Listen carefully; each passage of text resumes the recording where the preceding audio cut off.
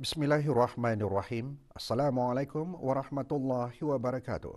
Bersua dalam berita perdana malam ini, saya Syaful Bakrin Haji Suhaili. Dan saya Nurbaizura Endi. Berita-berita utama malam ini.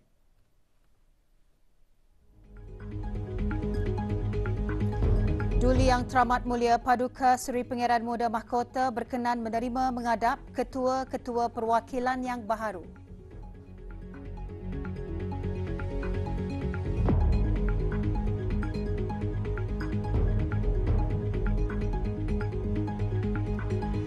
Presiden Republik Demokratik Rakyat Laos serta rombongan kini berada di negara Brunei Darussalam bagi lawatan negara selama 3 hari.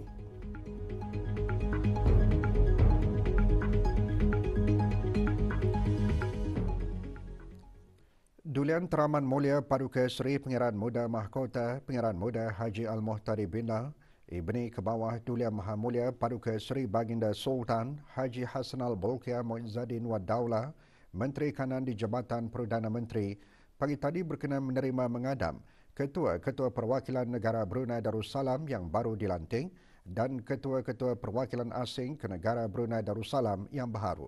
Majlis-majlis mengadap tersebut berlangsung di Kasar Al-Mizan.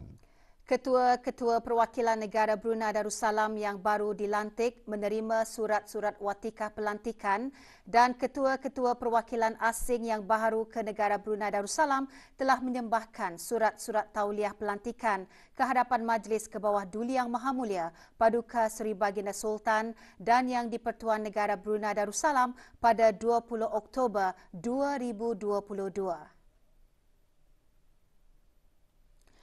Duli Yang Teramat Mulia mula-mula berkenan menerima menghadap Puan Yang Terutama Datin Paduka Malai Hajah Halimah binti Malai Haji Yusof, Duta Besar Istimewa dan Mutlak Negara Brunei Darussalam ke Republik Sosialis Vietnam.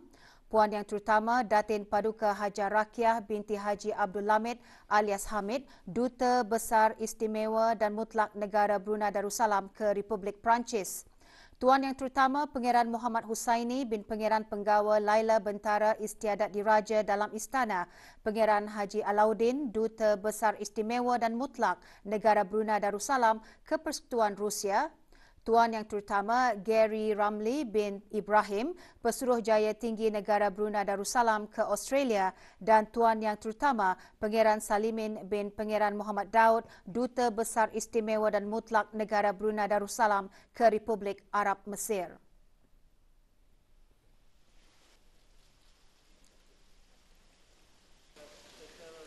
Duli Yang Teramat Mulia seterusnya berkenan menerima menghadap Puan Yang Terutama Busara Kanchanalai, Duta Besar Istimewa dan Mutlak Thailand ke negara Brunei Darussalam.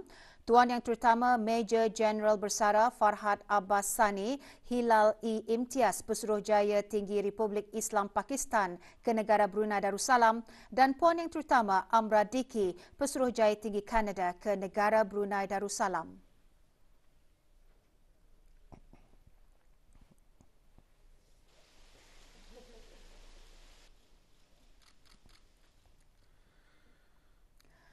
Tuan Yang Terutama Thongloun Sisulit, Presiden Republik Demokratik Rakyat Laos dan isteri Puan Nali Sisulit serta rombongan petang tadi tiba di Bandar Seri Begawan bagi mengadakan lawatan negara selama 3 hari ke negara Brunei Darussalam.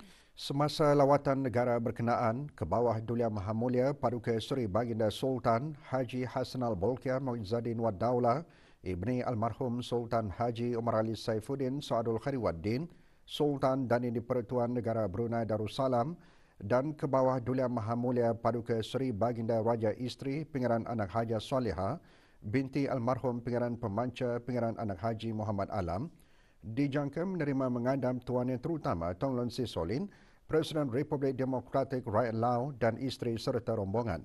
Ini termasuk berangkat menghadiri majlis sambutan rasmi negara, majlis perjumpaan dua hala Majlis Penandatanganan Memorandum Persefahaman dan Majlis Santam Negara yang akan berlangsung di Istana Nurul Iman esok. Lawatan negara itu merupakan lawatan yang pertama bagi Tuan Yang Terutama ke negara Brunei Darussalam selaku Presiden Republik Demokratik Rakyat Lao. Hubungan diplomatik antara negara Brunei Darussalam dan Republik Demokratik Rakyat Lao mula terjalin pada 27 Julai 1993 dengan kedua-dua negara bekerjasama secara meluas dalam bidang pendidikan, pertahanan, kebudayaan, belia dan sukan serta keselamatan makanan. Hadir di lapangan terbang antarabangsa Brunei bagi mengalulukan ketibaan Tuan Yang Terutama Presiden Republik Demokratik Rakyat Lao dan isteri ialah Yang Berhormat Datuk Seri Setia Awang Haji Ahmadin bin Haji Abdul Rahman, Menteri Hal Ehwal Dalam Negeri selaku Menteri Pengiring dan Isteri. Yang Berhormat Datuk Seri Setia Awang Haji Irwan bin Pihin Datuk Pekermajaya Haji Muhammad Yusof, Menteri Hal Ehwal Luar Negeri kedua dan isteri, dan Yang Berhormat Datuk Seri Setia Dr. Haji Abdul Manaf bin Haji Matusin, Menteri Sumber-Sumber Utama dan Pelancongan dan Isteri, serta Puan Yang Terutama Sing Davan Vongsai, Duta Besar Istimewa dan Mutlak Republik Demokratik Rakyat Lao ke negara Brunei Darussalam.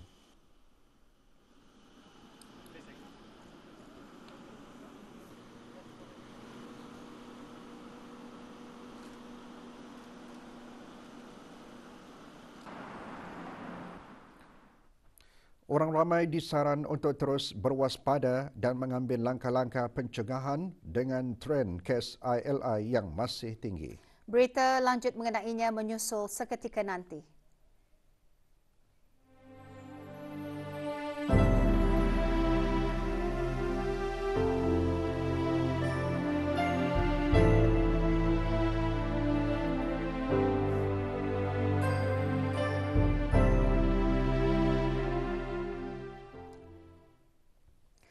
Duli Yang Teramat Mulia Paduka Seri Pangeran Perdana Wazir Sahibul Himmah wal Waqar Pangeran Muda Muhammad Bolkiah, Ibni Almarhum Sultan Haji Omar Ali Saifuddin Sa'dul Khairiwaddin berkenan menerima darjah kerabat Kelantan yang amat dihormati Al-Yunusi DK.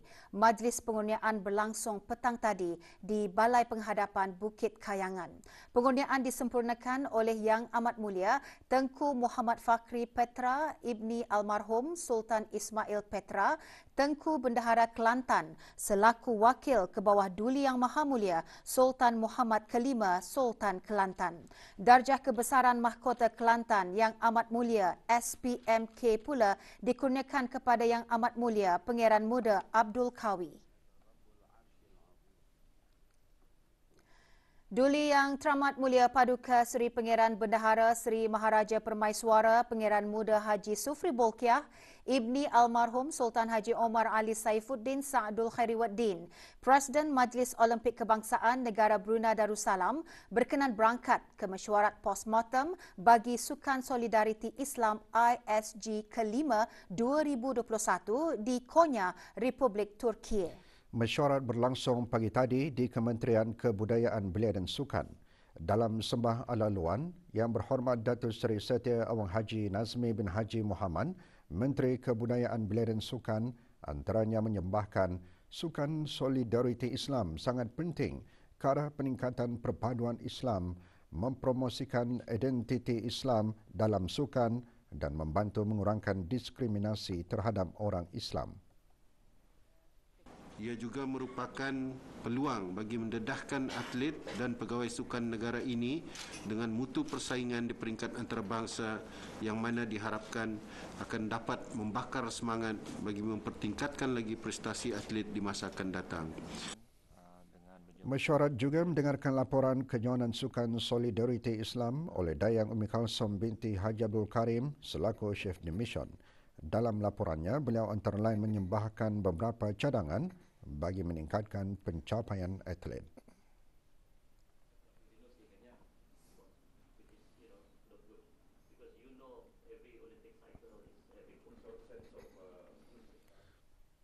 Dalam masa 1 minggu kebelakangan, jumlah kes COVID-19 yang dilaporkan di negara Brunei Darussalam menunjukkan peningkatan kadar purata harian kes pada minggu lepas iaitu 437 kes sehari berbanding 388 kes sehari pada minggu sebelumnya. Menteri di Jabatan Perdana Menteri dan Menteri Kewangan dan Ekonomi kedua selaku pemangku Menteri Kesihatan semasa sidang media COVID-19 petang tadi di Dewan Al-Afiah Kementerian Kesihatan menyatakan jumlah keputusan ujian ART yang dimuat naik ke aplikasi BruHealth didapati menurun. Pada minggu lepas, hanya 17,083 keputusan ujian ART telah dilaporkan dengan 17.6% daripadanya adalah positif. Yang Berhormat Datuk Seri Setia Dr. Awang Haji Muhammad Amin Liu bin Abdullah juga mengongsikan satu kes berada dalam kategori 5 iaitu memerlukan rawatan di unit rawatan intensif ICU, manakala 6 kes di dalam kategori 4 iaitu memerlukan bantuan oksigen dan di bawah pemantauan rapi. Sehingga 23 Oktober 2022, kadar liputan vaksinasi COVID-19 di negara Brunei Darussalam kekal berada di tahap yang tinggi dengan 78.6% daripada keseluruhan rakyat dan penduduk negara ini telah mendapatkan dos ketiga vaksin dan 10.7% juga telah mendapatkan dos keempat. Sebanyak 431 kes baru telah dilaporkan iaitu 427 kes hasil ujian ART dan 4 kes adalah hasil dari 256 ujian makmar RT-PCR yang telah dilakukan dalam masa 24 jam yang lalu. Semasa sidang media, Menteri di Jabatan Perdana Menteri dan Menteri Kewangan dan Ekonomi kedua juga mengongsikan tren kes influenza dan jangkitan serupa influenza ILI pada minggu lalu menunjukkan sedikit pengurangan bagaimanapun jumlah kes ILI masih tinggi. Orang ramai adalah diingatkan untuk terus berwaspada dan mengambil langkah-langkah pencegahan seperti mengasingkan diri jika mengalami tanda-tanda jangkitan dan mengelakkan dari tempat-tempat yang penuh sesak. Segera berjumpa doktor jika tanda-tanda jangkitan berterusan atau semakin teruk. Dapatkan suntikan influenza khususnya bagi mereka yang berumur 60 tahun ke atas dan mereka yang mempunyai masalah-masalah kesihatan. Negara Brunei Darussalam komiten bagi mengurangkan pelepasan gas rumah hijau menjelang tahun 2030. Ini termasuk memelihara hutan, peralihan kepada tenaga rendah karbon, penggunaan teknologi hijau atau alternatif tenaga dalam pelbagai sektor ekonomi seperti pertanian, tenaga dan perhutanan. Perkara tersebut digariskan oleh Yang Berhormat Datuk Seri Setia Dr. Awang Haji Abdul Manaf bin Haji Metusin, Menteri Sumber-Sumber Utama dan Pelancongan semasa Forum Kemampanan Ekonomi. Majlis berlangsung petang tadi di kampus RB.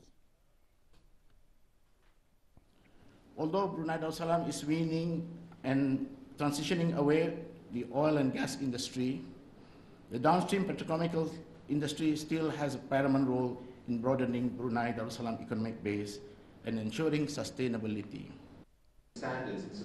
Forum Anjuran Majlis Penasihat Perniagaan ASEAN dan APEC Negara Brunei Darussalam dengan kerjasama Kementerian Kewangan dan Ekonomi, Bank Baiduri dan AIA. Forum antara lain bertujuan membincangkan kerjasama sektor awam dan swasta untuk mencapai komitmen bersama serta memahami peluang perniagaan dalam ekonomi hijau.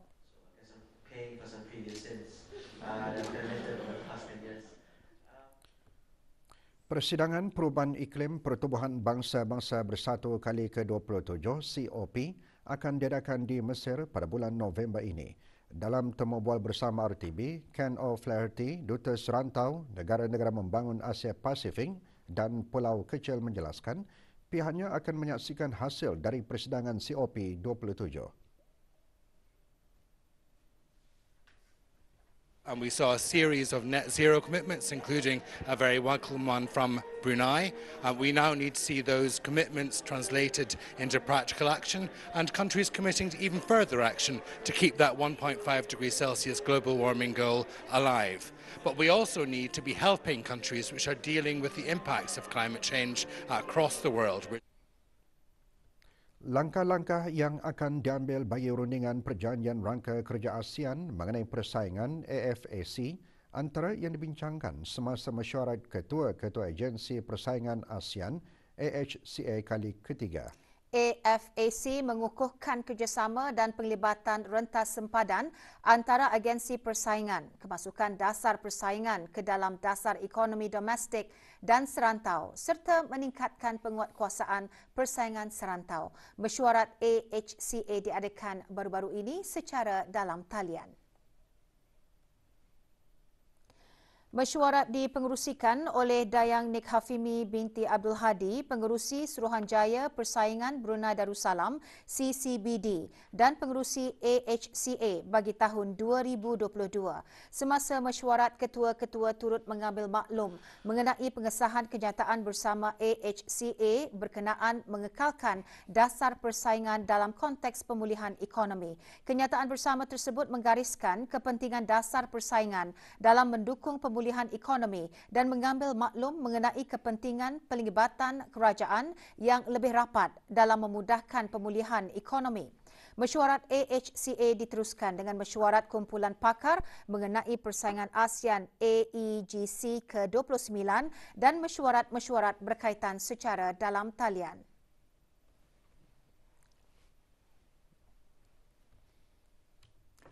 Pusat Dakwah Islamiah melalui bahagian pembangunan mu'alaf, pengupayaan mu'alaf pagi tadi mengadakan majlis dikir sempena Maulud Nabi Muhammad sallallahu alaihi wasallam. Majlis diadakan di bangunan Persatuan Sinar Islam Daerah Belait. Hadir Awang Haji Ruslan bin Haji Sulaiman, pemangku penolong pengarah Pusat Dakwah Islamiah. Majlis dimulakan dengan bacaan Sayyidul Istighfar dan diikuti dengan tazkirah bertajuk Kelebihan Selawat ke atas Nabi Muhammad sallallahu alaihi wasallam yang antara lain menggalakkan ucapan selawat sebagai tanda kecintaan dan kasih sayang kepada baginda Rasulullah.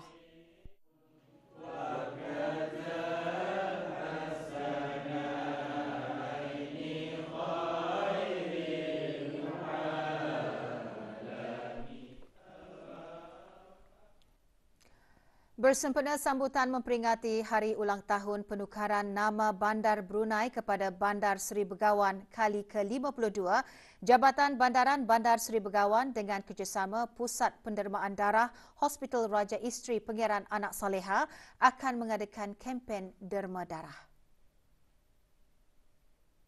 Kempen akan diadakan pada hari Rabu 26 Oktober 2022 bermula pukul 8.30 pagi hingga 11 pagi di aras bawah bangunan Jabatan Bandaran Bandar Seri Begawan. Orang ramai adalah dipelawa dan dialu-alukan menderma darah dalam usaha menambah simpanan stok darah di Hospital Raja Isteri Pengiran Anak Saleha.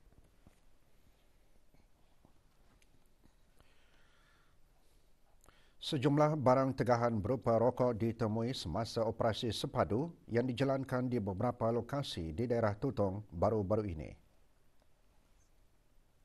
Operasi yang melibatkan para pegawai dan anggota daripada Ibu Pejabat Daerah Polis Tutong, Balai Polis Tutong, Balai Polis Lamunin, Pasukan Polis Diraja Brunei, Jabatan Kastam dan Eksaise Diraja, Jabatan Imigresen dan Pendaftaran Kebangsaan serta Biro Kawalan Narkotik itu menyasarkan 3 buah rumah di Kampung Lamunin, Kampung Menengah dan Kampung Rambai.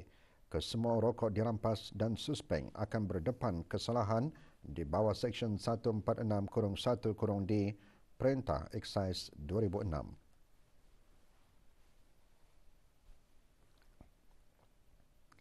Seorang penumpang lelaki maut dalam satu insiden kemalangan sendiri yang berlaku pada 22 Oktober 2022. Balai Polis Muara Pasukan Polis Diraja Brunei PPDB mengesahkan kemalangan berlaku pukul 7.28 malam di lebuh raya Muara Tutong, Kampung Tanah Jambu. Semasa kejadian, seorang penumpang ditemui tidak sedarkan diri dan dipercayai meninggal dunia di tempat kejadian. Sementara pemandu dikejarkan ke Hospital Raja Isteri Pangeran Anak Saleha kerana mengalami kecederaan dan kini dalam keadaan stabil.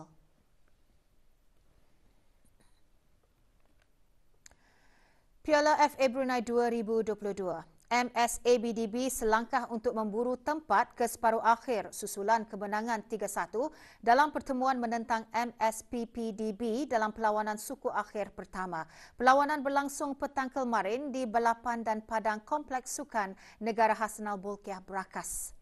MSABDB beraksi cukup baik apabila selesa mendahului perlawanan 3-0 di separuh masa pertama. Masuk babak kedua perlawanan, MSPPDB mengubah rentak permainan namun hanya berjaya menjaringkan 1 gol di minit-minit akhir perlawanan. Sementara itu, dalam perlawanan di Kompleks Sukan Arena, menyaksikan Kota Ranger FC menewaskan KBFC 2 gol tanpa balas.